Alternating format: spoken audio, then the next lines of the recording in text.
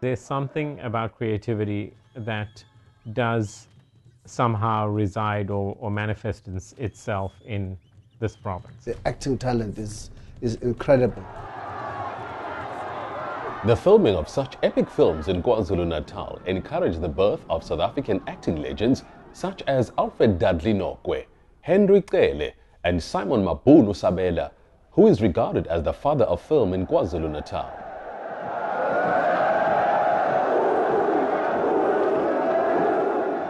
A major figure in South African film is Simon Sabela. Simon Sabela was a role model. He was a trendsetter. He was just 25 years ahead of his time in many ways in what he was doing. When you know him, then it means you are in. It was Simon Mabunu Sabela. Simon Sabela's professional acting career began in 1963 with the film Death Drums Along the River. He featured in over 34 films, acting alongside International Academy Awards nominated and winning greats such as Roger Moore, Michael Caine, Richard Harris, Ernst Borgnine, Peter O'Toole, and Anthony Quinn. Anthony Quinn had the highest praise.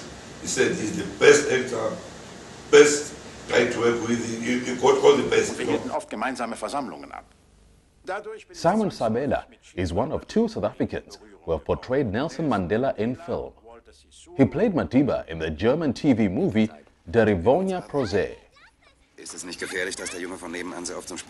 Simon was a great actor. All of us, looked upon him as saying, wow. Simon Mabunu never acted. He just lived the character.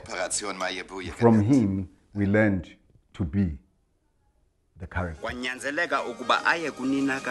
Simon Sabela went on to become the first black director in South Africa with his directorial debut, Uteliwe.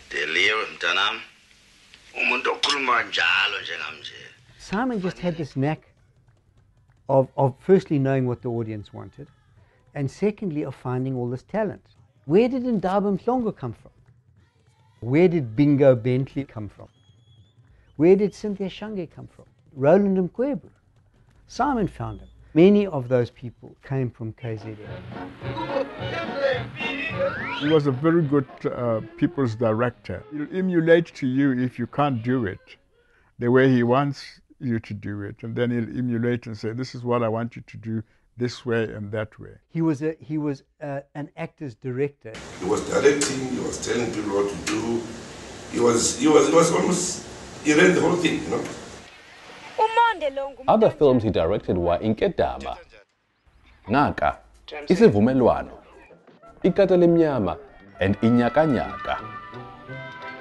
Simon is a person who has got quite a big sense of humor. He had 2 dogs.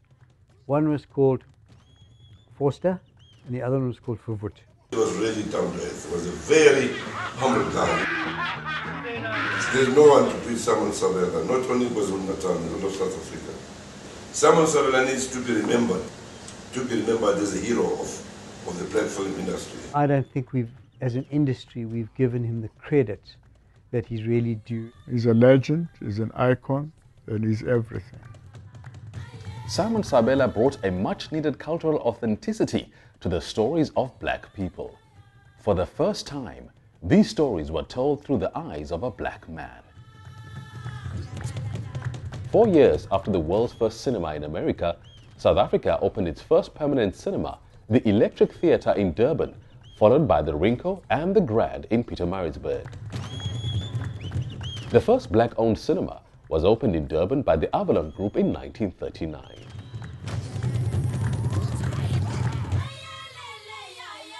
Ten years after the opening of the first Avalon Theatre in Durban, the company began to experience the rude intrusions of the apartheid regime. The Avalon Group endured a lot of pain and suffering because of the oppressive pressures of the apartheid system.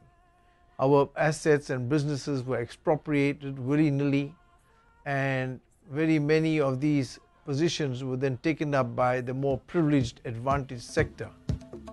Cinema for South Africans became the voice of the people, reflecting the political mood and struggle of the time. at a time when all our political leaders were in prison. Madiba and the ANC made the call for anybody in their own right to try and do whatever they could to speak out against the system, to speak out against apartheid. My feeling was the thing to do is make a movie. So the first movie we did was Place of Weeping. We did it on the run from the police, a movie told by South Africans about South Africa during that time.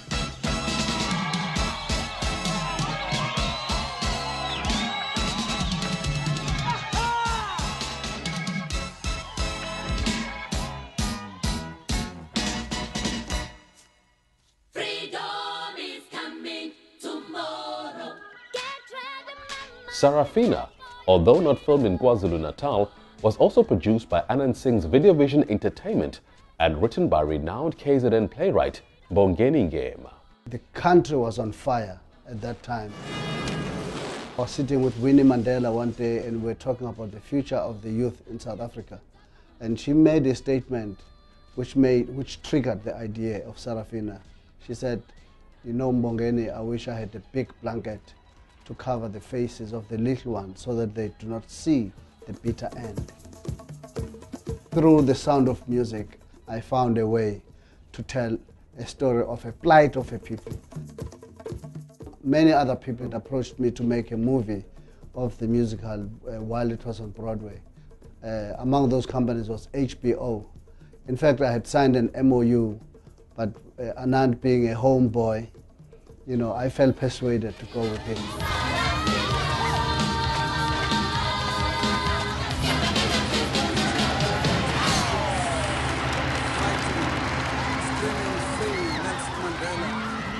It's about those unions who put down their tools and demanded freedom.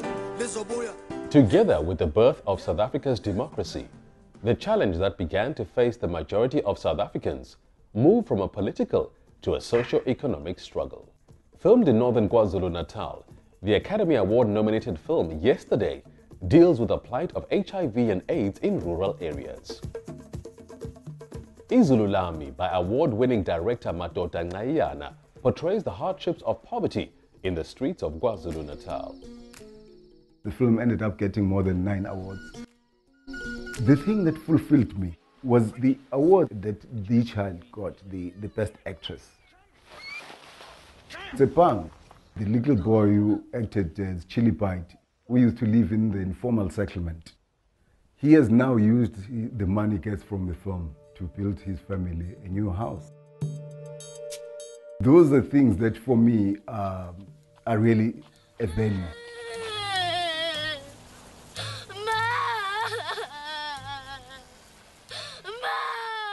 You give yourself enough time to look and to trust and believe in this province, you'll find things that will amaze you.